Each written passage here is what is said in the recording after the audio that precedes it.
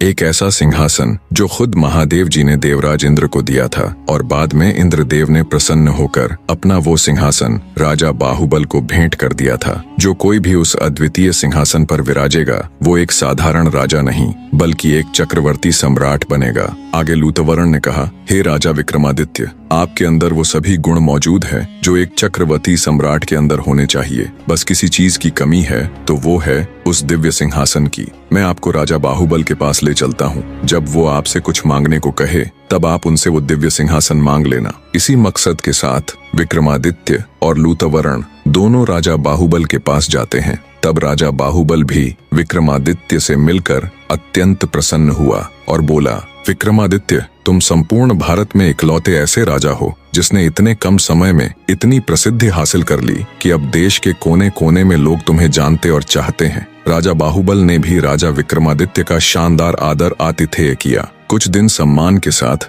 राजा विक्रमादित्य राजा बाहुबल के अतिथि बनकर रहे। फिर एक दिन जब विक्रमादित्य ने राजा बाहुबल के आगे वापस उज्जैन लौटने की इच्छा जाहिर की तब राजा बाहुबल ने उन्हें कोई भेंट मांगने का अनुरोध किया।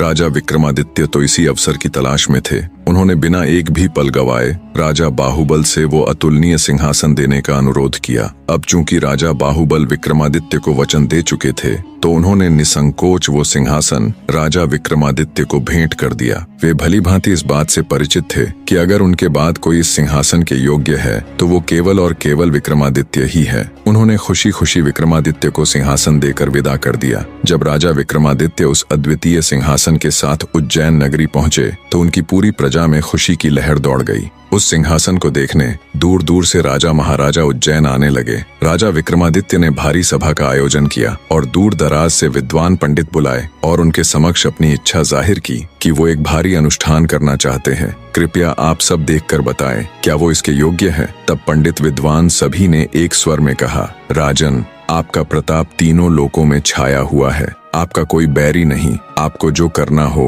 कीजिए। अपने समस्त खानदान को आमंत्रित कीजिए। 1.25 लाख कन्यादान और 1.25 लाख गायें दान कीजिए। ब्राह्मणों को धन दीजिए और जमींदारों का 1 साल का लगान माफ कर दीजिए। इतनी कथा सुनाकर प्रथम पुतली रत्न मंजरी बोली, हे राजा भोज, आपने अगर कभी ऐसा दान किया है तो आप सिंहासन पर अवश्य बैठें। पुतली की बात सुनकर राजा भोज का अपना सा मुंह हो गया। उन्हें खुद पर बहुत लज्जा आई। वे दरबार में उपस्थित समस्त राज्यसभा सदस्यों से बोले, आज का दिन तो गया, अब तो कल ही सिंहासन पर बैठेंगे। इस तरह सिंहासन बत्तीसी की प्रथम पुतली ने राजा भोज को सिंहासन पर नहीं बैठने दिया। अब बारी थी दूसरी पुतली चित्रलेखा की।